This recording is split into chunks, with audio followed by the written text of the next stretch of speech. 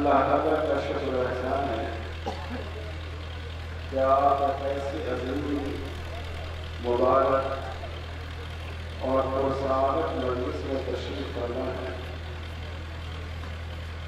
جہاں غالباً 28 حفاظ کرام کے سروں پر دستار باندھی گئی ہے اور انہیں تکمیل حفظ قرآن مجید کی سند دی جائے گی۔ انشاءاللہ یہ وقت، یہ جگہ اور ان حفاظ صاحب کی محبت آخرت میں آپ کے لیے وسیلہ مغفرت بنے گی اور اللہ کے دربار میں آپ کو اس کا فائدہ پہنچے گا۔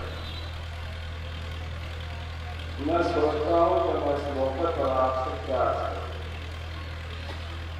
قرآن مجید کے بارے میں، قرآن کی فضیلت اور قرآن کے حقوق کے بارے میں، حفظ قرآن مجید کی اہمیت کے بارے میں، دینی تعلیم کی اہمیت، ماڈرن ایجوکیشن کی اہمیت، مسلمانوں کے لیے اتحاد و اتفاق کی اہمیت، صحت اور روزگار کی اہمیت، غرض ان تمام موضوعات جو اس وقت ملت کو درپیش ہیں، یہاں ہمارے مقررین نے بہت ہی مفید اور کشا اور رہنما باتیں کی۔ اس سے فائدہ اٹھاتے ہوئے میں بالکل الگ موضوع پر آپ سے کچھ عرض کرنا چاہتا ہوں۔ قرآن مجید کا حق یہ بھی ہے کہ ہم قرآنی تعلیمات کے استحدہ پر اور اس کے تمسک پر ڈلے ہوئے۔ آج آپ ہمارے ملک کے میڈیا کو دیکھیے، چاہے پرنٹ میڈیا ہو یا الیکٹرانک میڈیا ہو، کس طرح مسلمانوں کی تصویر پیش کی جاتی ہے، ہمارے غلط کی وجہ سے کس طرح اسلام کو اور قرآن کو بدنام کرنے کا موقع ملتا ہے۔ یہ تصور کیا جاتا ہے کہ مسلم سماج میں خواتین کے ساتھ، عورتوں کے ساتھ ظلم و زیادتی کی جاتی ہے اور اس ظلم و زیادتی کا سرچشمہ قرآن مجید ہے، جس میں مردوں کو فوقیت دی گئی ہے اور جس نے عورتوں کے حقوق وصف کر دیے ہیں۔ اس وقت اس ملک میں یہ سب سے بڑا ایجنڈا بنایا گیا ہے۔ میرے بھائیوں اور بزرگوں، قرآن مجید نے جیسے انسان کا اور اللہ کا رشتہ استوار کرنے کی تعلیم دی ہے، اسی طرح انسانی سماج میں جو مختلف طبقات ہیں، جو مختلف گروہ ہیں، مرد ہیں، عورتیں ہیں، بوڑھے اور بچے ہیں، مسلمان اور غیر مسلم ہیں، امیر اور غریب ہیں، ان کا آپس میں ایک دوسرے کے ساتھ کیا سلوک ہونا چاہیے، اللہ تعالیٰ نے اس کے بارے میں ہمیں بتایا ہے۔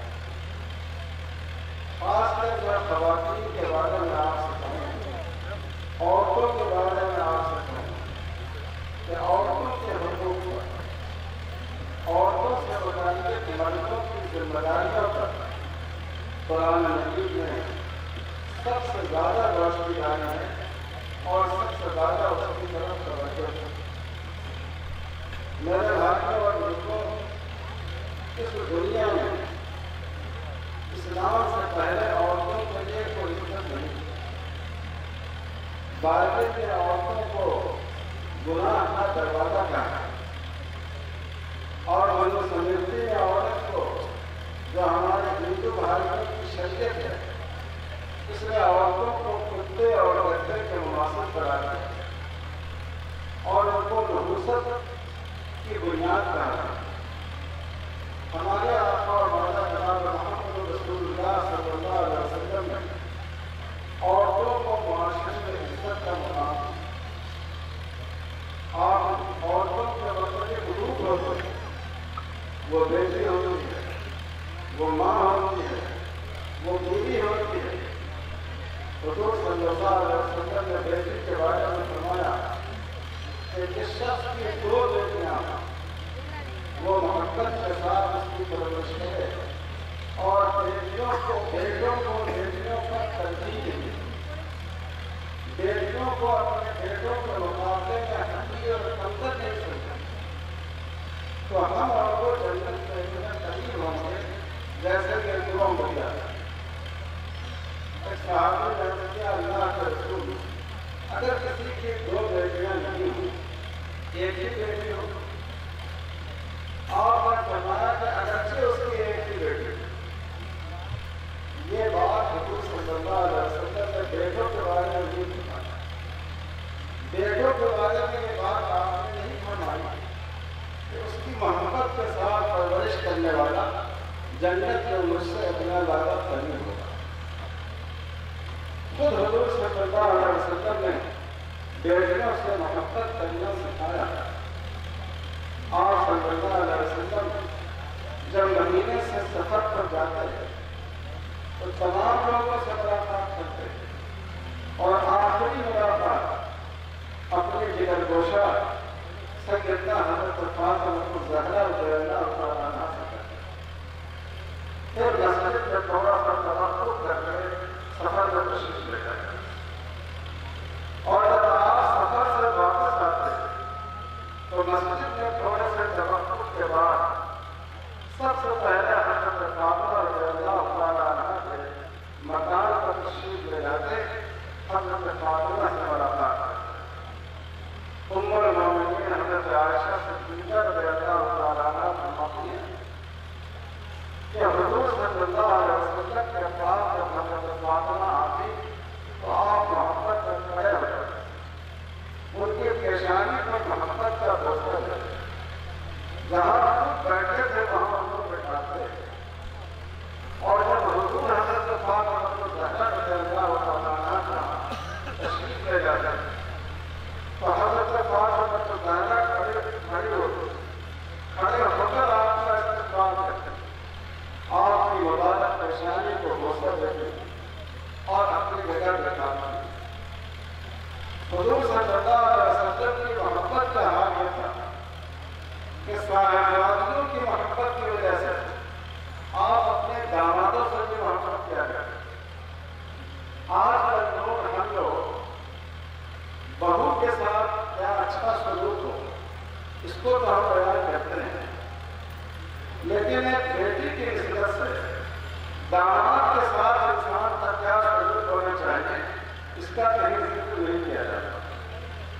حضور صلی اللہ علیہ وسلم نے حضرت عباس کی تعلیم جو آپ کے داماد تھے، حضرت زینب کے شوہر تھے، حضور صلی اللہ علیہ وسلم نے حضرت عثمان غنی رضی اللہ تعالیٰ عنہ کی تعلیم کی، ان کے بارے میں بڑے اچھے کلمات کہے کہ یکے بار ملے آپ کی 2 صاحبزادیاں ان کے نکاح میں ہوئی۔ ایک بار آپ حضرت فاطمہ کے یہاں تشریف لائے، دیکھا حضرت علی موجود نہیں، پوچھا حضرت فاطمہ سے کہ حضرت علی کہاں ہیں، ان کے شوہر کے بارے میں دریافت کیا۔ حضرت فاطمہ نے عرض کیا کہ کچھ ہم لوگوں میں کہا سنی ہو گئی، کچھ حضرت علی کو ناراضگی پیدا ہو گئی، وہ کہیں باہر چلے گئے۔ آپ صلی اللہ علیہ وسلم ان کو تشریف ان کو تلاش کرتے ہوئے باہر نکلے، اور جب حضرت نبی میں پہنچے تو دیکھا کہ حضرت علی مٹی پر بیٹھے ہوئے اور ان کے جسم میں مٹی کا غبار آ گیا۔ آپ صلی اللہ علیہ وسلم وہاں پہنچے، ان کے پاس بیٹھے، محبت کے ساتھ ان کی پیٹھ پر ہاتھ پھیرتے ہوئے شفقت کے ساتھ ان کو راضی کرنے کے لیے، ان کی ناراضگی کو دور کرنے کے لیے ظرافت کے طور پر، مزاح کے طور پر آپ ان سے کہنے لگے یا فاطمہ یا فاطمہ، اے مٹی والے، اے مٹی والے، اور اس طرح حضرت علی رضی اللہ تعالیٰ عنہ کو منا کر اپنی صحابہ کے گھر واپس لائے۔ تو حضور نے بیٹیوں سے محبت سکھائی، بیٹیوں کے شوہروں سے محبت سکھائی، بیٹیوں کی اولاد سے محبت سکھائی۔ آپ سفر سے تشریف لائے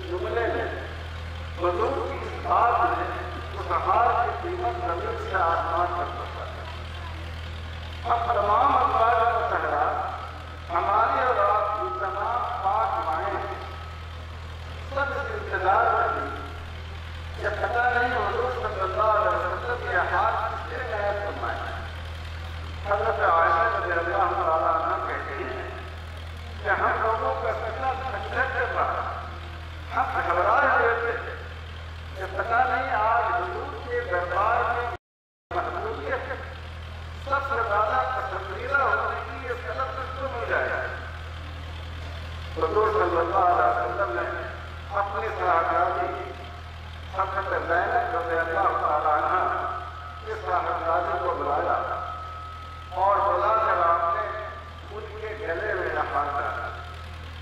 پہلے اپنی لباسی سے آپ نے محبت کا اظہار فرمایا تو حضور نے بیٹیوں کی محبت سکھائی. حضور نے بیٹیوں کی عزت سے داماد کی محبت سکھائی. بیٹیوں کی عزت سے بیٹیوں کی اولاد کی محبت سکھائی. ایسا نہیں ہے کہ بیٹے کی اولاد محبوب ہے اور بیٹیوں کی اولاد محبت کیے جانے کے لائق نہیں ہے.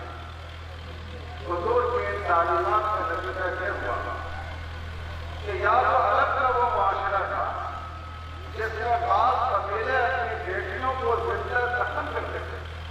وہ بیٹیوں کے وجود کو اپنے لیے آر اور شرم کی بات سمجھتے تھے.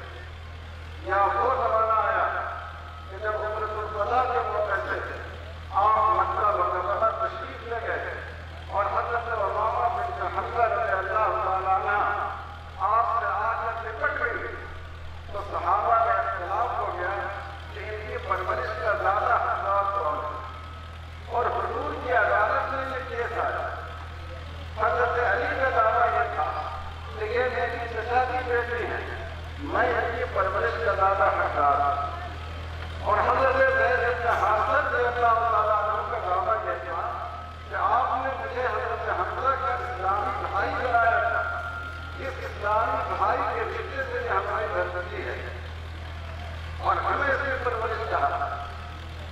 اور حضرت جعفر رضی اللہ تعالیٰ عنہ کا دعویٰ یہ تھا کہ یہ ہماری سجادار بہن ہے حضرت علی کی طرح, اس لیے مجھے اس کی پرورش کا حق دیا جائے.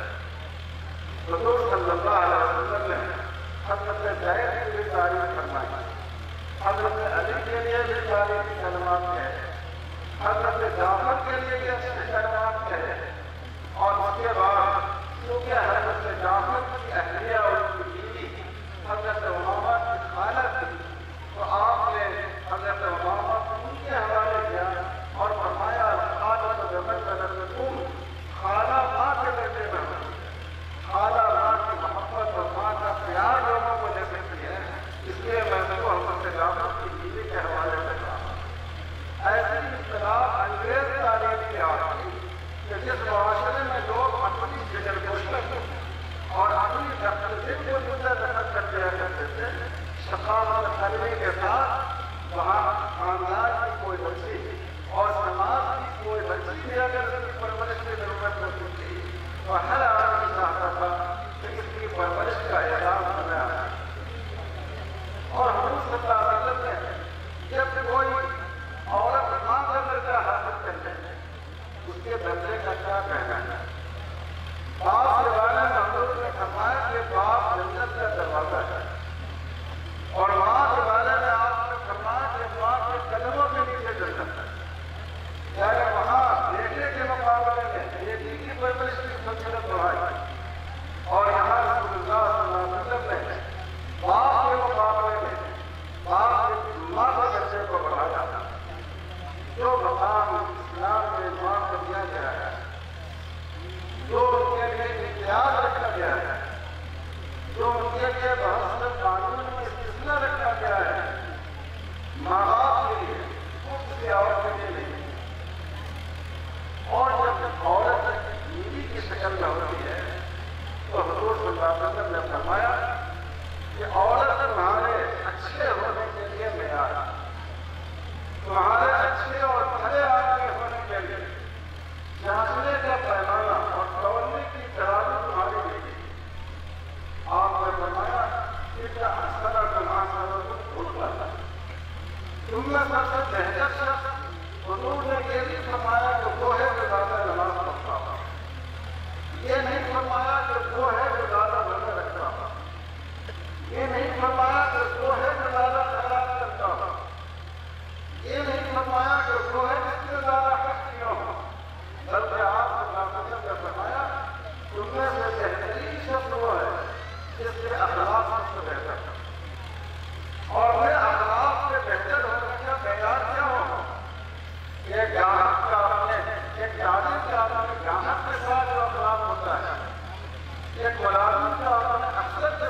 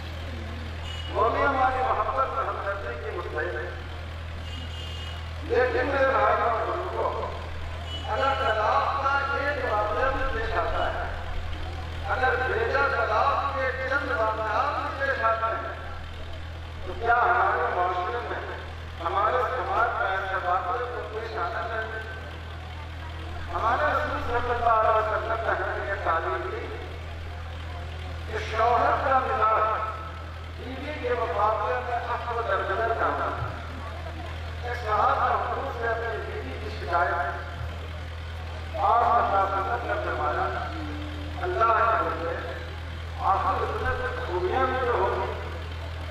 اللہ نے کسی انسان کو خامیوں کا مجموعہ نہیں بنایا اور اللہ نے کسی انسان کو خوبیوں سے خالی نہیں رکھا. پھر کہہ رہے ہیں کہ حضور وہ مجھے بہت تکلیف دیتے ہیں، بار بار اس سے تکلیف پہنچتی ہے. آپ نے فرمایا کہ پھر معاف کر دیں. کہنے لگے کہ آپ نے کتنی بار معاف کر دیں. حضور صلی اللہ علیہ وسلم نے فرمایا 100 بار معاف کر دیں. ایک دن میں 100 بار معاف کر دیں. آپ سوچیے کیا جو ایسی عورت سے ہو چکی ہے جو ایک دن میں 100 بار ایسا عمل کرے، جو شوہر کو اس درجے ناراض کرنے والا ہو کہ وہ رشتے کو توڑنے پر مجبور ہو جائے. حضور صلی اللہ علیہ وسلم نے خود اپنی زندگی میں اس کو کر کے دکھایا. ایک بار حضور کے درمیان اور ہم سب کی ماں حضرت عائشہ صدیقہ رضی اللہ تعالیٰ عنہ کے درمیان تھوڑی سی بات چیت ہو گئی، تھوڑی سی کہاسنی ہو گئی. اور حضور کی زندگی میں یہ ہونا ضروری تھا، کیونکہ اگر حضور صلی اللہ علیہ وسلم کی زندگی میں ایسے واقعات پیش نہیں آتے تو امت کے لیے اسوا اور نمونہ کیسے حاصل ہوگا. تو حضور صلی اللہ علیہ وسلم نے حضرت عائشہ سے فرمایا کہ وہ ایسا کرتے ہیں کہ ہم دونوں کسی کو مل کر اپنا حسب بنا لیتے ہیں، پنچ بنا لیتے ہیں، حالت بنا لیتے ہیں، اور جو فیصلہ ہو اس کو ہم دونوں قبول کریں. حضرت عائشہ چاہتی ہے کہ ہم اسے قبول کرتے ہیں. حضور صلی اللہ علیہ وسلم نے فرمایا پوچھو کہ کس کو پنچ بنانا، بتاؤ کہ کس کو پنچ بنانا چاہیے. حضرت عائشہ چاہتی ہے کہ آپ کی کوئی نام بتائیے. حضور صلی اللہ علیہ وسلم نے 2 نام بتائے. ایک تو خود حضرت عائشہ کے والد حضرت ابوبکر صدیق رضی اللہ تعالیٰ عنہ اور ایک حضرت عمر فاروق رضی اللہ تعالیٰ عنہ. حضرت عائشہ نے کہا کہ عمر کو بہت دیر گزار کیا گیا، ان کو تو میں حق نہیں بناتا، لیکن میں حضرت ابوبکر رضی اللہ تعالیٰ عنہ کو حق بنانے پر آمادہ ہوں. حضور صلی اللہ علیہ وسلم نے فرمایا کہ حضرت ابوبکر رضی اللہ تعالیٰ عنہ کو بلوایا. حضرت عائشہ بیٹھے ہوئے ہیں، حضور بیٹھے ہوئے ہیں، حضرت ابوبکر صدیق رضی اللہ تعالیٰ عنہ تشریف فرما ہے. حضور نے حضرت عائشہ سے پوچھا تم گفتگو شروع کرو گی یا میں گفتگو کرتا ہوں. حضرت عائشہ نے کہا کہ آپ ہی گفتگو شروع کیجیے. آپ نے حضرت ابوبکر صدیق رضی اللہ تعالیٰ عنہ سے کہا کہ ہم دونوں میں کچھ رنجش پیدا ہو گئی، کچھ تھوڑی سی بات چیت ہو گئی ہے، اس لیے ہم لوگوں نے حکم کی حیثیت سے آپ کو بلایا. جب حضرت ابوبکر نے یہ بات مجھے اتنا غصہ آیا کہ انہوں نے زور سے حضرت عائشہ رضی اللہ تعالیٰ عنہ کو پتھر مارا. حضرت عائشہ بات کرائی، حضور کی پیٹھ کے پیچھے جھک گئی.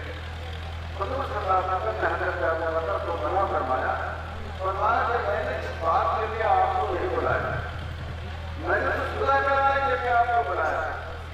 جب آپ غصے میں آ گئے تو بہتر ہے کہ آپ تشریف لے جائیں. حضرت ابوبکر رضی اللہ تعالیٰ عنہ چلے گئے. حضرت عائشہ جلدی اٹھ جا کر بیٹھے. حضور صلی اللہ علیہ وسلم نے فرمایا عائشہ اب تو قریب آؤ، ہم آپس میں بات کریں. کہنے لگے میں آپ کے قریب نہیں آ سکتا. حضور صلی اللہ علیہ وسلم نے فرمایا ابھی تو تم حضرت ابوبکر کے گھر سے میری بیوی سے چپکی جا رہی تھی اور اب کہتے ہو کہ میں آپ کے قریب نہیں آ سکتی. یہ حضور کی زندگی کا نمونہ ہے. حضور صلی اللہ علیہ وسلم اپنی بیویوں کے ساتھ ایسی دلداری کا معاملہ کرتے تھے، ایسا محبت کا سلوک کرتے تھے، اتنی شفقت کا معاملہ کرتے تھے. اگر ان کی طرف سے کسی ناراضگی کا اظہار ہو تو اس کو برداشت نہیں کرتے. اس کو سہنے سے یہ نہیں کہ میں اللہ کا نبی ہوں اور تم نے میری شان میں ایسی بات کہی حضور ایسے ناسوں کو گوارا فرماتا ایک بار آپ نے حضرت عائشہ رضی اللہ عنہا کا فرمایا عائشہ جب تم خوش ہوتی ہو تب بھی مجھے اندازہ ہو جاتا ہے اور جب تم مجھ سے ناراض ہوتی ہو تب بھی اندازہ ہو جاتا ہے ام المؤمنین کہتی ہیں اللہ کے رسول سے کیسے ہو جاتا ہے فرمایا کہ جب تم مجھ سے خوش ہوتی ہو اور پسند کھانی ہوتی ہے جو تم پسند کھاتی ہو رب محمد صلی اللہ علیہ وسلم کے رب سے سکھاتا اور جب تم مجھ سے ناراض ہوتی ہو اور پسند کھانی ہوتی ہے تو پسند کھاتی ہو رب کعبہ رب ابراہیم کعبہ کے رب کی پسند حضرت ابراہیم کے رب کی پسند تو حضرت عائشہ ہنستے رہے عرض کیا اللہ کے رسول یہ صرف زبان پر ہوتا ہے دل میں تو ہمیشہ آپ کی محبت کا نشہ ہمیشہ سبق رہتا ہے میرے بھائی اور بزرگوں آپ غور کیجیے کوئی مسلمان اگر حضور صلی اللہ علیہ وسلم سے ناراض ہو جائے کیا وہ مسلمان باقی رہ سکتا ہے مسلمان باقی نہیں رہ سکتا آپ علماء سے پوچھیے اگر کوئی مسلمان حضور سے خفا ہو جائے کوئی مسلمان یہ کہے کہ میں حضور سے ناراض ہوں اس کا ایمان باقی نہیں رہے گا لیکن حضور نے اپنی بیویوں کو یہ مقام دیا حضور نے اپنی ازواج کو یہ رتبہ دیا کہ وہ ان کو آپ سے ناراض ہونے کا آپ ان کے ناراض ہونے پر بھی قبول فرمایا اس سے اندازہ کیجیے کہ اسلام نے بیٹیوں کے ساتھ ماؤں کے ساتھ بیویوں کے ساتھ کتنی بہتر سلوک کا حکم فرمایا جب ایک بار اس میں نکاح چھوڑ جائے تو آئیڈیل طریقہ یہ ہے معیاری طریقے سے زندگی یہ ہے کہ یہ رشتہ ہمیشہ بتایا آپ صلی اللہ علیہ وسلم کی 9 بیویاں لیکن صرف ایک بار آپ نے بیوی کو طلاق دی اور تو ضرور سمجھا ایک بار اس لیے طلاق لینا ضروری تھا کہ حکومت کے لیے اصلاح آتی رہے ورنہ کبھی آپ اسے کے کتنی ازواج میں حضور کو خصوصی طور پر جانا تو آدمی کو کتنا ذہنی تناؤ ہوتا ہے کتنا ٹینشن ہوتا ہے لیکن کبھی حضور کے جسم کو اپنی زبان پر نہیں رہتا کبھی یہ بات حضور صلی اللہ علیہ وسلم نے اپنی زبان پر نہیں نکالا تو طلاق انتہائی زیادہ ضروری رہتی ہے اگر خدا نخواستہ میاں بیوی کا اختلاف ہو تو قرآن مجید نے اس کے مراحل بتایا پہلا مرحلہ یہ ہے کہ فرد و نصیحت اور معزز سے کام کرتا ہے شوہر خود اپنی بیوی سے بات کرے شوہر خود اپنی بیوی کو سمجھائے اور ابوہن بیویوں کو اپنے نصیحت کرو اگر خود تمہارے اندر نصیحت کرنے کی صلاحیت نہیں ہے تو کسی آدمی کو بلا لو مسجد کے امام صاحب کو بلا لو خاندان کے کسی بزرگ کو بلا لو سماج کے کسی دیندار آدمی کو بلا لو اپنا معاملہ ان کے سامنے رکھ کر اپنی بیوی کی تفصیل کراؤ قرآن نے کہا کہ اگر واقعی بیوی کے رکھے اس کا نشور ہو اس کی طرف سے زیادتی ہو تبھی اس کی اجازت نہیں ہے کہ اس کے طلاق دے سکے پہلے قتل و نصیحت سے کام اگر اس سے بھی کام نہ چلے تب قرآن مجید نے کہا تب بتا چند دنوں کے لیے بیوی سے بستر الگ کرنا بستر الگ کرنے کا مطلب یہ نہیں ہے کہ مار پیٹ کے بیوی کو اس کے بیٹھے بھیج دو اور اس کے ماں باپ کو کہو کہ تمہاری بیٹی تمہارے حوالے ہے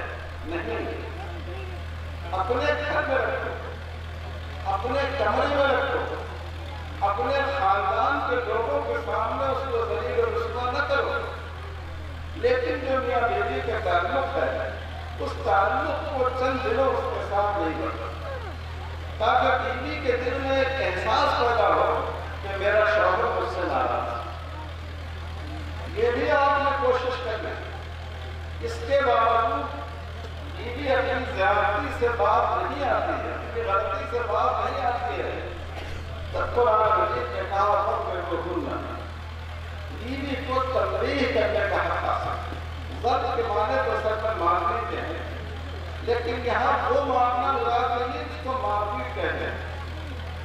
سیدنا حضرت عبداللہ بن عباس رضی اللہ تعالیٰ عنہ نے اس صورت کی تفسیر کرتے ہوئے اس آیت میں فرمایا، اور حضرت عبداللہ بن عباس امت کے سب سے بڑے مفسر ہیں۔ حضرت عبداللہ بن عباس نے یہ کپڑے سے سمجھایا کہ اس طرح اپنی بیوی کو مار سکتے ہو جو چاہتا۔ اور فقہاء نے ہمارے لکھا، علامہ شامی نے اور مختلف فقہاء نے، کہ مسواک سے مارا جا سکتا ہے۔ ہم لوگوں کے پاس آ کر دعوت میں ایسے واقعات آتے ہیں، سچ کرتا ہوں روح کام کرتا ہے، آنکھیں نم ہو جاتی ہیں۔ شاید کسان اپنے جانوروں اور مویشیوں کے ساتھ یہ ایسا سلوک نہیں کرتا۔ پیٹ سے مارنا، سر توڑ دینا، جسم پر نشان، دیواروں سے ٹکرانا، بال پکڑ کر کھینچنا، اپنے خاندان کے اور اس کے خاندان کے لوگوں کے سامنے اس پر ہاتھ اٹھانا، یاد رکھے کہ سب شرم ناجائز۔ اس طرح مارنا جائز نہیں ہے کہ عورت کے جسم پر اس کا نشان پڑ جائے، پھول جائے، پھٹ جائے، خدا نخواستہ ہڈی ٹوٹ جائے۔ چہرے پر مارنے کی اجازت نہیں، جسم کے نازک حصوں پر مارنے کی اجازت نہیں، لوگوں کے سامنے مارنے کی اجازت نہیں، بال کھینچنے کی اجازت نہیں، گالی دینے کی اجازت نہیں، صرف برائے نام کچھ عورت ایسا محسوس کرے کہ گویا اس کو مارا گیا، صرف اس کی شریعت میں اجازت ہے۔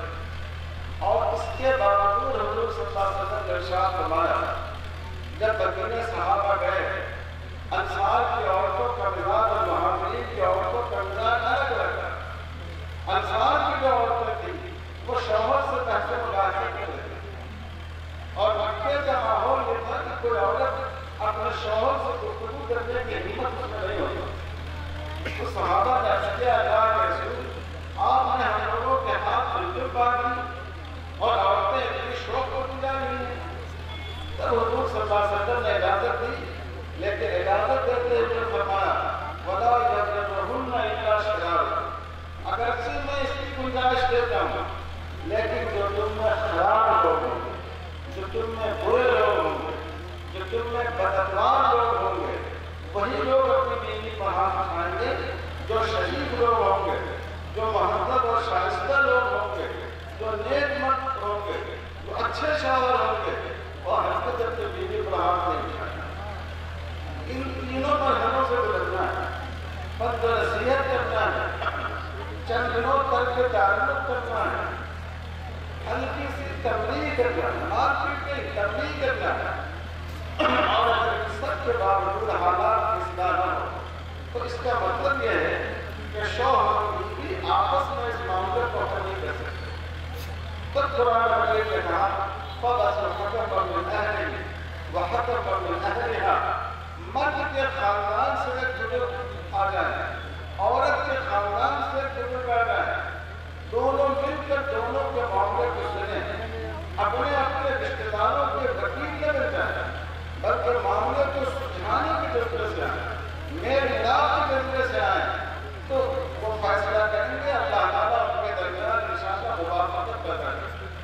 حکم کے ذریعے، پنچوں کے ذریعے، خاندان کے بزرگوں کے ذریعے، خاندان میں ایسے لوگ نہ ہو تو علماء کے ذریعے، مساجد کے ائمہ کے ذریعے، سماج کے سمجھدار لوگوں کے ذریعے اس معاملے کو سمجھانے کی کوشش کی جائے۔ آج کے دور میں اس پر یہ بہترین صورت اختیار کی جاتی ہے کاؤنسلنگ سینٹر کا ہونا چاہیے۔ ہر مسجد کے ساتھ کاؤنسلنگ سینٹر ہونا چاہیے، ہر مدرسے کے پاس، ہر مدرسے کے ساتھ کاؤنسلنگ سینٹر ہو، ہر دینی تنظیم کے کاؤنسلنگ سینٹر ہو، اور لوگوں کو یہ بات بتا دی جائے کہ اگر میرا بیوی کے درمیان اختلاف ہو تو اس اختلاف کو لوگ یہاں لے کر آئیں اور ان کے معاملے کو شریعت کے دائرے میں رہتے ہوئے سلجھانے کی کوشش کی جائے۔ میرے بھائیوں اور بزرگوں، چینل کا نہیں، ہم لوگ پروجیکٹر چلا رہے ہیں۔ یہ فرض تم یا دونوں کے خاندان کے بزرگوں کا، لیکن ایک فرض تمام مسلمانوں کا اور مسلم سماج کا ہے۔ جب کہیں اختلاف پیدا ہو تو اس اختلاف کو بانٹنے کی کوشش کی جائے۔ رسول اللہ صلی اللہ علیہ وسلم کی نمازیں تو قضا ہوئی غزوہ خندق کے موقع سے، جب تیروں کی بارش ہو رہی تھی اور صحابہ اپنے خیموں سے نکل نہیں پاتا، لیکن عام حالات میں، امن حالات میں 2 ہی بار حضور صلی اللہ علیہ وسلم کی تکبیر اولیٰ پڑھا۔ ایک مرحلہ وفات میں جب آپ خود سے چل کر مسجد نبوی میں جانے کے لائق نہیں تھے، حضرت عباس اور حضرت علی رضی اللہ تعالیٰ عنہ کے سہارے سے آپ لے جائے گئے اور 1-2 مسلمانوں کے درمیان صلح کرانے حبیب بنو سلمہ کے 2 مسلمانوں میں اختلاف ہو گیا تھا۔ آپ صلی اللہ علیہ وسلم تشریف لے گئے تھے، مسجد بنو سلمہ میں صحابہ رک گئے، اصل کا وقت تک تھا اور آپ جا کر اس معاملے کو آپ نے مٹانے کی کوشش کی۔ اتنی تاخیر ہو گئی، اتنی دیر ہو گئی، حضرت بلال رضی اللہ تعالیٰ عنہ کو اندیشہ ہوا کہ کہیں عصر کی نماز چھوٹ نہ جائے۔ انہوں نے حضرت ابوبکر صدیق رضی اللہ تعالیٰ عنہ سے درخواست کہ آپ نماز پڑھا دیں۔ حضرت ابوبکر نے انکار نہیں کیا۔ حضرت ابوبکر بڑے رفیق القلب آدمی تھے اور حضور صلی اللہ علیہ وسلم کی زندگی میں امامت کے لیے تیار نہیں ہوتے۔ پھر حضرت بلال نے حضرت عبد الرحمن بن عوف رضی اللہ تعالیٰ عنہ سے خواہش کی، وہ امامت کے لیے آگے بڑھے، نماز شروع ہو گئی۔ اب حضور صلی اللہ علیہ وسلم تشریف لائے، حضرت عبد الرحمن حضور کے اہتمام کے پیچھے ہٹنے لگے۔ آپ نے ان کو اشارے سے منع فرمایا۔ میں یہ بات کرنا چاہتا ہوں، 2 مسلمانوں کے درمیان صلح کرانے کی کتنی اہمیت ہے، اس کا اندازہ اس بات سے لگاتے تو حضور صلی اللہ علیہ وسلم نے اس عمل کے لیے، اس صلح کے لیے تکبیر اولیٰ کے فوت ہونے کو دوبارہ کیا تاکہ مسلمانوں کے 2 خاندانوں کے درمیان جوڑ بچا جائے۔ اگر میاں بیوی کے درمیان صلح کرائی جائے تو آپ سوچئے کہ اس کی کتنی زیادہ اہمیت ہے۔ آپ صلی اللہ علیہ وسلم نے مسلمانوں کے درمیان صلح کرانے کے لیے اور خاص کر میاں بیوی کے درمیان میل ملاپ پیدا کرنے کے لیے جھوٹ کی بولنے کی اجازت، شوہر کو کے سامنے بیوی کی تعریف کی جائے، بیوی سے کہا جائے کہ تمہارا شوہر تم کو بہت پسند کرتا ہے، جھوٹ کہا جائے تاکہ دونوں کے دلوں کے فاصلے دور ہو جائیں اور دونوں ایک دوسرے کے قریب آ جائیں۔ ان سارے مرحلوں سے آدمی گزر گیا لیکن معاملہ حل نہیں ہو سکا۔ اب اللہ تعالیٰ نے ارشاد فرمایا الطلاق مرتان فإمساک بمعروف اور تسریح بإحسان۔ اگر تم محسوس کرتے ہو کہ یہ رشتہ نہیں مل سکتا تو نکاح سکون کے لیے، نکاح محبت کے لیے، نکاح قرآن مجید نکاح لتسکنوا علیہا، نکاح اس لیے ہے کہ تم سکون حاصل کرو۔ آج کی لینگویج میں، آج کے ٹرم میں اگر اس کا ترجمہ کیا جائے تو ترجمہ یہ ہوگا لتسکنوا علیہا، تاکہ تم بیوی کے ذریعے ٹینشن فری زندگی گزار سکو۔ تو جب آپ اس مرحلے میں معاملہ آ جائے کہ نفرت کی آگ سلگ جائے، اگر ایک دوسرے سے علیحدگی نہ ہو تو دونوں اپنے آپ کو تنگی میں اور تناؤ کی حالت میں پائیں، تب قرآن نے کہا کہ طلاق دی جا سکتی۔ اور طلاق دینے کا طریقہ یہ ہے کہ ایک بار عورت کی پاکی کی حالت میں، ایسی پاکی کی حالت میں جس میں شوہر کا اپنی بیوی سے تعلق قائم نہیں ہوا، لفظ طلاق کے ذریعے ایک بار طلاق کہے کہ میں نے تم کو طلاق دے دی، یہ ایک طلاق کا وجہ ہے۔ جب تک عدت نہیں گزر جائے، جو قریب 3 مہینے ہوتی ہے، اس میں گنجائش ہوتی ہے کہ شوہر چاہے تو اپنی بیوی کو لوٹا دے۔ نئے نکاح کی ضرورت نہیں ہے، شوہر بیوی کو لوٹا سکتا ہے اور بیوی کی پیش قدمی سے بھی بچت ہو جاتی ہے۔ یہ ایک طلاق کا وجہ ہے۔ عدت گزرنے سے پہلے آپ کو حق ہے کہ آپ بیوی کو لوٹا دیں۔ قرآن نے کہا کہ انصاف بالمعروف اور تسریح بإحسان۔ اگر باقی بیوی کو رکھنے کا ارادہ ہو، ستانے کا ارادہ نہیں ہو تو بیوی کو لوٹا دیں۔ اور اگر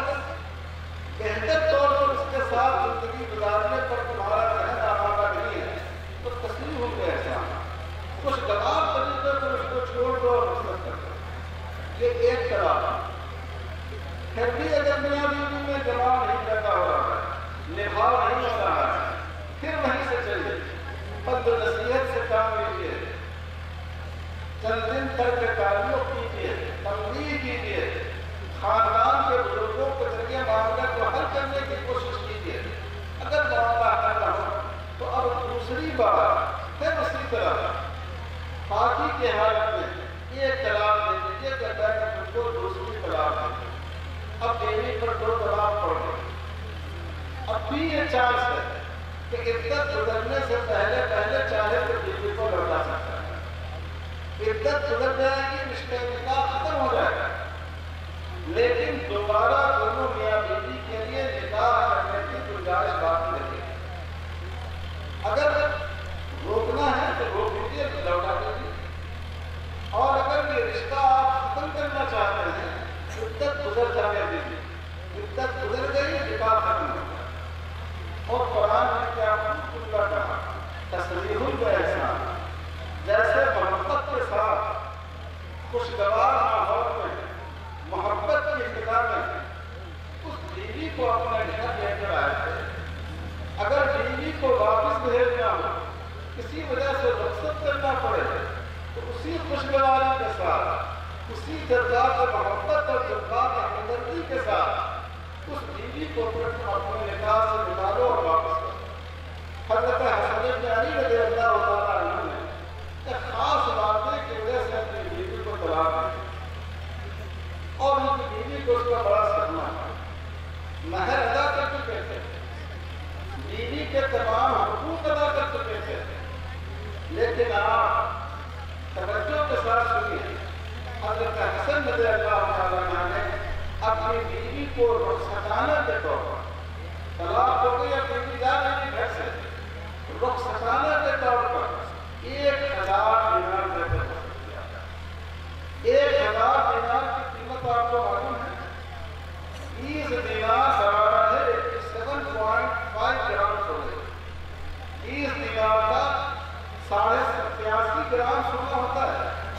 تو آپ سوچئے کہ 1000 دینار کتنا سونا ہوگا، کتنی بڑی مقدار سونا کی ہوگی. یہ آپ نے اپنی بیوی کے نکاح میں رہتے ہوئے نہیں، طلاق دینے کے بعد یہ رخصتانہ دے کر آپ نے اپنی بیوی کو دے دیا. قرآن مجید میں اس کو متاع کہا گیا ہے. وَلِلْمُطَلَّقَاتِ مَتَاعٌ بِالْمَعْرُوفِ. جب کسی عورت کو طلاق دے دی جائے تو خالی ہاتھ اس کو اس کے میکے میں بھیجا جائے، بلکہ اس کو کچھ تحفہ دے کر، اس کو کچھ ہدیہ دے کر، اس کو کچھ چیزیں دے کر، اس کی مدد کر کے اس کے گھر بھیجا جائے تاکہ وہ اپنی زندگی کو بہتر طور پر شروع کر سکے. کسی کو قرآن نے کہا تصریح الاحسان، لاج ہے محبت کی فضا میں. اب جب رخصت کر رہے ہو تو اس وقت یہ ہمدردانہ کردار اور خوشگوار رویے کے ساتھ بیوی کو رخصت کرو. یہ تمام مرحلے گزر گئے. اب قرآن مجید کہتا ہے کہ اگر اس دوسری طلاق کے بعد بھی تم نے نکاح کر لیا تو اب یاد رکھو، اب بیوی کو طلاق نہیں دینا. زمانہ جاہلیت میں ایسا تھا، لوگ اپنی بیوی کو 1000 بار طلاق دیتے تھے. طلاق دے کر ماں باپ کے گھر بھیجا، پھر پکڑ کر لے آئے. اس میں عورت کی تذلیل ہوتی تھی، عورت کے وقار کو قائم کرنے کے لیے اور اس کو تذلیل اور رسوائی سے بچانے کے لیے قرآن نے طلاق کی تحریر کی کہ زیادہ سے زیادہ 3 طلاق دینے کی گنجائش ہے، 3 سے زیادہ طلاق دینے کی گنجائش نہیں ہے. فَإِن طَلَّقَهَا فَلَا تَحِلُّ لَهُ حَتَّىٰ تَنكِحَ زَوْجًا غَيْرَهُ. اب اگر پھر تم نے اس کو تیسری طلاق دے دی، اب تو تمہارے لیے بالکل حرام ہے. یہ باپ بند ہو گیا نکاح. ایک اتفاقی بات ہے کہ اس کی عدت گزر گئی، پھر کسی دوسرے شخص سے اس کا نکاح ہوا، اتفاقی طور پر ہوا، کسی منصوبے کے ساتھ نہیں ہوا جیسا کہ آج کل میڈیا والے کو پریدا کر رہے ہیں. پھر ان دونوں کے درمیان نکاح نہیں ہو سکا، اتفاق سے دوسرے شوہر سے بھی طلاق ہو گئے. پھر پہلے شوہر نے اور اس بیوی نے سوچا کہ چلو ایک بار پھر ہم دونوں رشتے نکاح میں پھنس جائیں، تو اب دوبارہ ان دونوں کے درمیان نکاح ہو سکتا ہے. 3 طلاق کی آخری حد ہے، اس کے بعد رشتہ نکاح ختم ہو گیا. لیکن اگر بائی چانس اس کا نکاح کسی دوسرے مرد سے ہوا اور اتفاق سے اس سے بھی نکاح نہیں ہو سکا، تو پھر دوبارہ دونوں کے درمیان نکاح کرنے کی گنجائش ہے. یہ شریعت کا قانون چلا تھا. اور ان تمام باتوں کے باوجود طلاق اتنی ناپسندیدہ چیز ہے کہ رسول اللہ صلی اللہ علیہ وسلم نے ارشاد فرمایا، اب الحلال الی اللہ کی طلاق. اللہ نے جتنی باتیں गुंजाइश रखी है, उनमें सबसे ज्यादा नापसंदीदा चीज तलाक है। हुजूर सल्लल्लाहु अलैहि वसल्लम ने फरमाया कि जब कोई शख्स अपनी बीवी को तलाक देता है तो अल्लाह के अर्श के सुकून तोड़ जाता है। जब कोई मुसलमान अपनी बीवी को तलाक देता है तो शैतान को इससे सबसे ज्यादा खुशी होती है। इतनी ज्यादा नापसंदीदा चीज है तलाक। तलाक के खिलाफ मुश्किलात चीज है, लेकिन क्योंकि बार बार ये जरूरत हो जाती है इसलिए शरीयत ने उसकी गुंजाइश रखी है। आपने घर में देखा होगा वाशरूम कोई अच्छी जगह होती है, बैतुल खला कोई अच्छी जगह है। अगर कोई नौजवान बैतुल खला में जाकर 3-4 घंटे बैठ जाए, घर के सारे लोग परेशान हो जाते हैं। लोग समझेंगे कि इसका दिमागी तवाज़ुन तो मुतासिर नहीं होगा। लोग उस नौजवान को पकड़कर नफ्सियात और दिमाग के डॉक्टर के पास ले जाएंगे कि इसका इलाज कराया। तो बैतुल खला नापसंदीदा चीज है। लेकिन आप ये सोचिए कि अगर आपने खूब खूबसूरत मकान बनाया, बेहतरीन मार्बल का फर्श बनाया, बेहतरीन डिजाइन किया, बेहतरीन तरीके पर उसको सजाया और संवारा, लेकिन और किराएदार के आप तलाश में आपने अखबार में इश्तिहार दिया कि बेहतरीन फ्लैट हमने बनाया है, बेहतरीन मकान हमने बनाया है, इसमें रोशनी की सहूलत है, इसमें हवा की सहूलत है, इसमें ड्रेनेज का बेहतरीन निज़ाम है, इसमें पानी का बेहतरीन निज़ाम है। सिर्फ एक बात है कि चूंकि वाशरूम अच्छी जगह नहीं है इसलिए हमने इस मकान में वाशरूम नहीं रखा है। तो आप सोचिए कोई किराएदार आपको उस मकान में आने को तैयार नहीं। वाशरूम में खराब जगह है, लेकिन वो मकान मुकम्मल नहीं हो सकता जिसमें वाशरूम की सहूलत नहीं है। इसी तरह तलाक नापसंदीदा चीज है, लेकिन वो कानून निकाह खानदानी जिंदगी का वो निजाम मुकम्मल नहीं हो सकता जिसमें वक्त जरूरत तलाक की गुंजाइश नहीं रखेगी। इसीलिए हमारे हिंदू भाइयों के यहाँ तलाक का कोई तस्वर नहीं था, क्योंकि हमारे हिंदू भाइयों के यहाँ निकाह कन्यादान, हिंदुस्तान हिंदू मैरिज एक्ट में लिखा हुआ कन्यादान, यानी औरत को कोई दान कर दिया जाता। बाप अपनी बेटी का मालिक अपने दामाद को बना देता। इसलिए उनके यहाँ तलाक का तस्वर नहीं था, लेकिन 1955-56 में हिंदू मैरिज एक्ट बना और उसमें तलाक के कॉन्सेप्ट को कबूल करना पड़ा। तो शरीयत में तलाक की गुंजाइश रखी गई समाजी और खानदानी जरूरतों की वजह से, लेकिन मर्दों से ये कहा गया कि वो इसका बेजा इस्तेमाल नहीं करें और आखिरी चारे कार के तौर पर तलाक दें, और अगर खुदा न खास्ता तलाक की नौबत आ गई हो तब भी उस औरत को बेहतर तरीके पर अपने घर से रख सकते हैं। हम अपने मुआशरे की सूरत हाल देखते हैं, कितनी जुल्म ज्यादती हमारे यहाँ औरतों के साथ होती है, कोई वजह नहीं है। खाने में नमक ज्यादा हो गया तो तलाक दे, सास से लड़ाई हो गई तो तलाक दे दी, हमारी बहनों की खिदमत नहीं करती है तलाक दे दी, हमारा खाना नहीं पकाती है तलाक दे दी। मेरे भाइयों बुजुर्गों, शायद यहाँ खवातीन नहीं है, इसलिए मैं आपको मसला बताता हूँ। हमारे फुक़हा में लिखा है कि मर्द की जिम्मेदारी है कि वो अपनी बीवी को पका पकाया खाना खिलाए, और हज़रत इमाम अबू हनीफा रहमतुल्लाह अलैह के यहाँ मर्द पर बीवी के नक़्शे में खाने पीने लिबास और पोशाक की जरूरियात में खादिम का हवाले से करना जरूरी है। दो नौकर का फराहम करना, एक बाहर के कामों के लिए और एक अंदर के काम के लिए। और हज़रत इमाम यूसुफ रहमतुल्लाह अलैह से हुक्म आया तो उन्होंने कहा कि एक नौकर काफी है, वो बाहर का भी काम कर देगा और अंदर का भी काम कर देगा। और आज बहुत से मशीनी नौकर ये वाशिंग मशीन एक नौकर है, ये फ्रिज एक नौकर है, ये खाना गर्म करने के लिए ओवन एक नौकर है, ये सब उस नौकर की जरूरत को पूरा करता है। लेकिन मैं आपसे ये बताना चाहता हूँ कि आप महसूस करें कि इस्लाम में औरतों को कितनी इज्जत दी गई, इस्लाम में औरतों को कितना वक़ार दिया गया है, इस्लाम में औरतों को कितना एहतराम दिया गया है।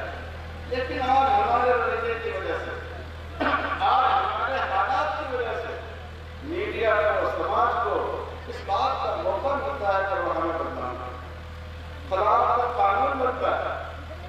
قانون بالکل قابل قبول نہیں ہے کہ آدمی اگر اپنی بیوی کو 3 طلاق دے تو وہ بیچارہ 30 سال کی سزا پائے، اور اگر اپنی بیوی کو لٹکا کر رکھے تو وہ اس کا وزیر اعظم بن جائے گا۔ یہ قانون قابل قبول نہیں ہے، لیکن میرے بھائی اور بزرگوں، ہم اپنے گھرواں کا رجحان دیتے ہیں۔ آج بچوں نے قرآن مجید ختم کیا ہے، حفظ کی تقریر کی ہوئی ہے، آج ان کی دستار بندی ہوئی ہے۔ قرآن صرف تلاوت کی کتاب نہیں ہے، قرآن مجید عمل کی کتاب ہے، اور عمل میں صرف عبادات بھی نہیں ہے، نماز، روزہ، حج، زکات، عمل میں ہمارے خاندانی زندگی کے قوانین بھی۔ علماء یہاں موجود ہیں، آپ سے پوچھ لیجیے، قرآن میں نماز کے، روزے کے، حج کے، زکات کے احکام کو اتنی تفصیل سے نہیں بیان کیا گیا ہے جتنی تفصیل سے نکاح کا قانون، جتنی تفصیل سے طلاق کا قانون، جتنی تفصیل سے میراث کا قانون بنایا ہے وہ بیان کیا گیا ہے۔ اس لیے ہمیں ایسے موقع پر اپنا جائزہ کرنا چاہیے۔ ہم خود اللہ کے یہاں جواب دینا، اور اللہ کے یہاں جواب دے نہ ہونے کے علاوہ ہم اسلام کی رسوائی اور بدنامی کا سبب بنیں۔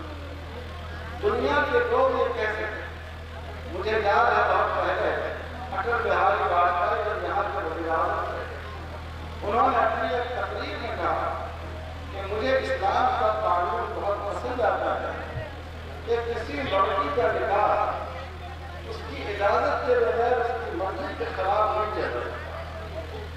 آج بھی ہندو کمیونٹی میں نکاح میں 95-98% لڑکی کی رضامندی کا کوئی دخل نہیں ہوتا۔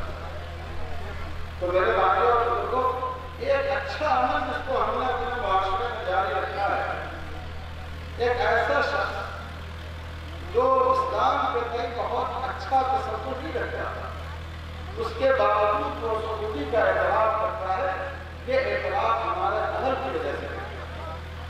اگر ہم اپنی پوری خاندانی زندگی کے نظام کو قرآن کے سانچے میں ڈھال دیں اور اس کے مطابق ہم اپنی زندگی گزاریں تو آپ یقین جانیں کہ لوگوں کو آپ پر انگلی اٹھانے کا موقع نہیں ملے گا، بلکہ لوگ آپ سے روشنی حاصل کریں گے۔ اس ملک میں اسپیشل میرج ایکٹ اس ملک میں ہندو میرج ایکٹ میں ان دونوں قوانین کو آپ دیکھیے، میں نے ان کے ترجمے پڑھے ہیں، ان دونوں قوانین میں مسلمانوں کے قانون شریعت سے میں سمجھتا ہوں کہ 80 سے 90% فائدہ اٹھایا ہے۔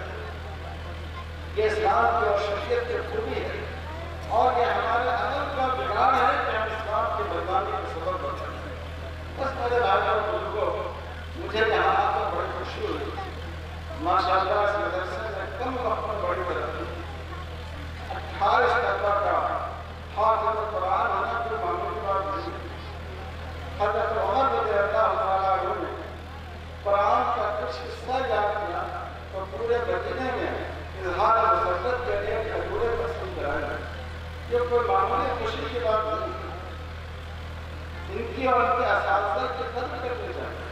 حضرت امام ابو حنیفہ رحمۃ اللہ علیہ کے صاحبزادے تھے امام صاحب نے اپنے صاحبزادے کی تعلیم کے لیے، قرآن کی تعلیم کے لیے استاد رکھا۔ انہوں نے سورہ فاتحہ امام کو پڑھائی، ابھی صرف سورہ فاتحہ پڑھی۔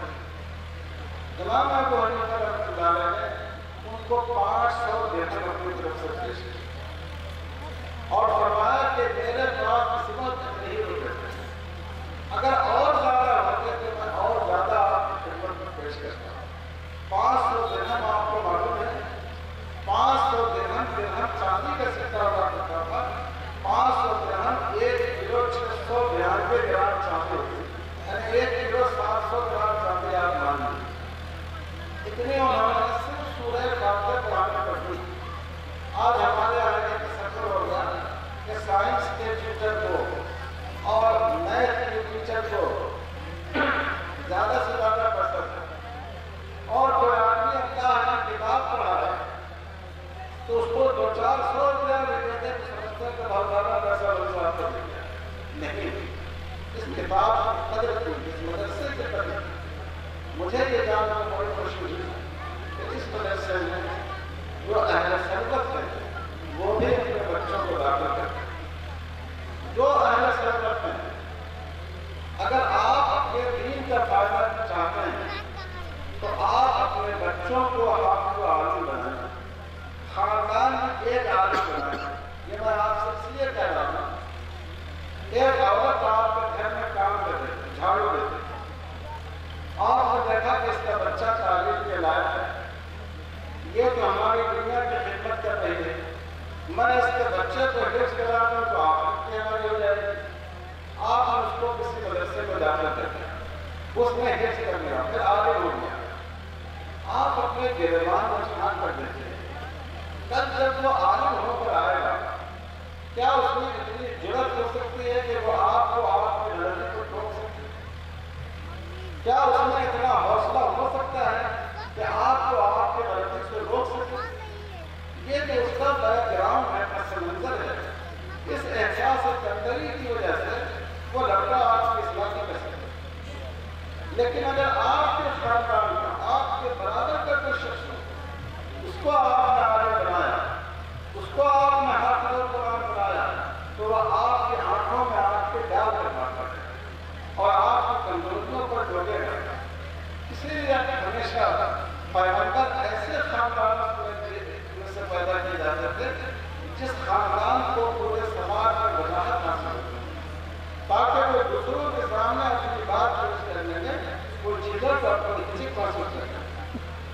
تو اپنے بچوں میں جذبہ پیدا کیجیے اپنے اندر۔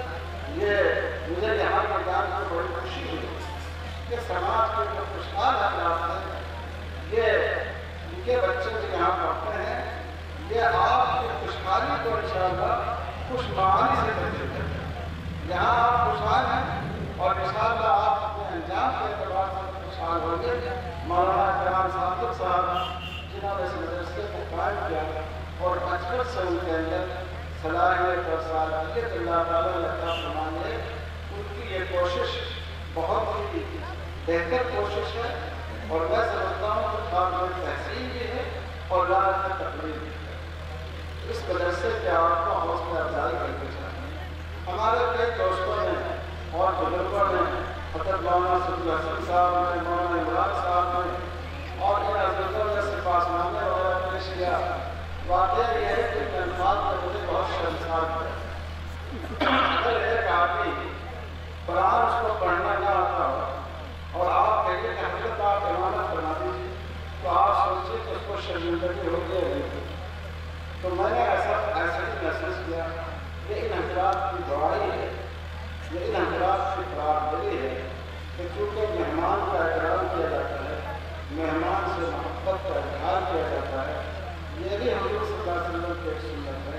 اس لیے انہوں نے ایسے بلند کلمات ہمارے بارے میں کہے۔ اللہ تعالیٰ واقعی مجھے اصلاح بنا دے اور اللہ کی حضرات کی جو بہترین خدمات ان کی اشاعت اور اسلام کی اشاعت کے لیے ہے، اور بالخصوص صوبہ بہار میں جہاں دین کا کام اور جہاں تعلیم کے کام میں لوگ دشواری محسوس کرتے ہیں، جہاں کام کرنے والوں کے لیے پھولوں کی سیل نہیں پھستی ہے، کانٹوں پر بستر بچھایا جاتا ہے، وہاں یہ حضرات کام کر رہے ہیں۔ یہ بہت ہی مبارکباد کا مستحق ہے۔ میں بہت شکر گزار ہوں جلسے کے منتظرین کا اور یہاں کے ذمہ داروں کا کہ انہوں نے مجھے اس کا موقع اعلان فرمایا اور آپ تمام دوستوں سے مجھے اپنی بات عرض کرنے کا موقع دیا، اور ہم نے جو باتیں ہو چکی تھی اس سے ہٹ کر اس موضوع کا اس لیے انتخاب کیا کہ یہ بھی قرآن کی تعلیم کا ایک حصہ ہے، اور اس وقت اس ملک کو یہ مسلمانوں کے لیے برڈن ٹاپک ہے، یہ مسلمانوں کے لیے عارشی موضوع ہے۔ اس پر ہمیں سوچنا بھی چاہیے، سمجھنا بھی چاہیے، لوگوں کو کنوینس بھی کرنا چاہیے اور اس کے تقاضوں پر عمل بھی کرنا چاہیے۔ صلی اللہ علیہ وسلم وعلی آلہ وصحبہ اجمعین والحمد للہ رب العالمین۔